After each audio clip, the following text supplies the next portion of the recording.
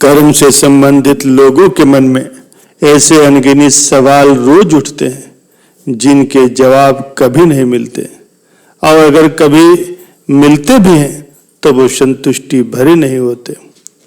कर्म के बारे में यदि सरल भाषा में ज्ञान मिले तो हर एक व्यक्ति अपने कर्मों को सही दिशा दे करके उत्तम फल प्राप्त कर सकता है।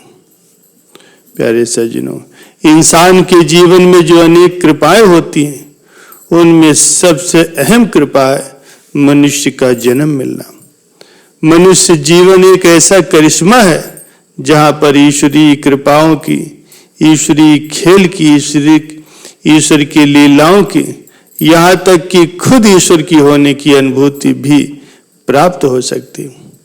अनंत संभावनाओं से भरे पूरे इस जीवन में ईश्वर की राह पर चलने की बजाय इंसान अपने भाग्य, नसीब और कर्म रेखा जैसी बातों में ही अटक करके रह जाता है, जिससे वो असली कर्म क्या है और उसका फल किस तरह से मिलता है, इन बातों को कभी समझ नहीं पाता। प्यारे सज्जनों, आज से 40-50 साल पहले राजस्थान की एक सच्ची घटना है। एक धर्मशाला में एक पति पत्नी अपने छोटे से बच्चे के साथ आकर के रुके। वो धर्मशाला कच्ची थी, दीवारों में दरारें पड़ गई थी और उसके ऊपर पटरे थे। आसपास में खुला जंगल जैसा माहौल था। पति और पत्नी अपने छोटे से बच्चे को प्रांगण में बिठा करके कुछ काम के लिए बाहर गए। जब वापस आए तो क्या देखते हैं कि बच्चे के सामने एक बड़ा सा नाग कुंडली मार करके फन फैला बैठा। ये भयंकर दृश्य देखकर दोनों हक्के बक्के रह गए। वो बेटा मुट्ठी में मिट्टी भर भर करके उस नाग के फन के ऊपर फेंक रहा था और वो नाग हर बार झुक झुक करके सहे जा रहा था। ये देखकर माँ चीख पड़ी। बाप चिल्लाया, बचाओ बचाओ, हमारे लड़के को बचाओ। लोगों की भीड़ इकट्ठा हो गई।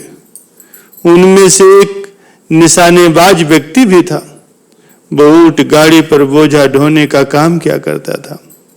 वो बोला, मैं निशाना तो लगा सकता हूँ, सर्प को मार सकता हूँ, लेकिन अगर निशाना चूक गया और कहीं बच्चे को चोट लग जाए तो मैं जिम्मेदार नहीं होऊंगा। आप लोग जैसा बोलो मैं वैसा करूं।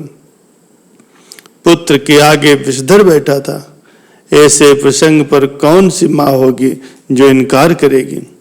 वो सहमत हो गई और बोली, भाई सांप को मारने की कोशिश करना, और अगर गलती से बच्चे को चोट लग भी जाएगी तो हम तुम्हें कुछ नहीं कहेंगे। और ऊंट वाले ने निशाना साधा। सांप जख्मी होकर के गिर पड़ा और मूर्छित हो गया। लोगों ने सोचा कि सांप मर गया। उन्होंने उसको उठा करके बाढ़ में फेंक दिया। रात हुई।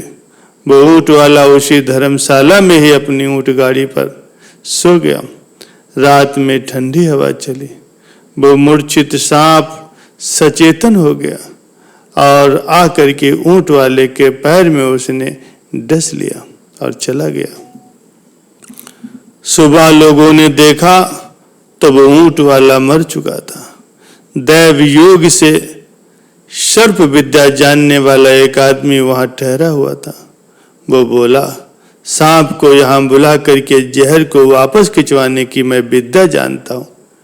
यहाँ कोई 8-10 साल का निर्दोष बच्चा हो तो उसके चित्त में मैं सांप के सूक्ष्म शरीर को बुला सकता हूँ, उससे वार्तालाप कर सकता हूँ। उसी गांव में से एक 8-10 साल का बच्चा बुला करके लाया गया। उसने उस बच्चे के शरीर में उस सांप के जीव को बुलवाया और उससे पूछा, बताओ इस ऊंट वाले को क्या तुमने काटा है? वो सांप का जीव बोला, हाँ। उसने पूछा, इस बेचारे को तुमने क्यों काटा? बच्चे के द्वारा वो सांप बोलने लगा, मैं निर्दोष था, मैंने इस व्यक्ति का कुछ नहीं बिगाड़ा था, लेकिन फिर भी इसने मुझे निशाना बनाया, तो मैं भला इससे बदला क्यों न लूं? उस आदमी ने पूछा, लेकिन वो बच्चा तो तुम पर मिट्टी भर भर करके डाल रहा था और तुमने उसको तो कुछ नहीं किया। सांप ने कहा, उस बच्चे से तो मेरा 3 जन्म पहले का लेन देन था। 3 जन्म पहले मैं भी मनुष्य था और वो भी मनुष्य था। मैंने उससे 300 रुपये लिए थे, लेकिन वापस नहीं दे पाया। अभी तो देने की क्षमता भी नहीं है, इसलिए मुझे ऐसी भद्दी योनियों में भटकना पड़ रहा है।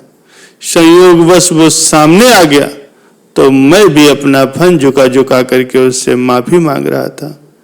उसकी आत्मा जागृत हो गई तो उसने धूल की मुट्ठियां भर भर करके मुझ पर फेंकी और मुझे फटकार लगाई कि लानत है तुझे, तो मेरा कर्जा नहीं चुका सका।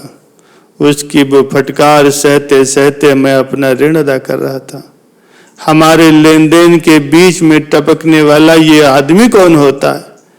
मैंने इसका तो कुछ नहीं बिगाड़ा था, फिर भी इसने मुझ पर निशाना लगाया, इसीलिए मैंने इससे अपना बदला लिया।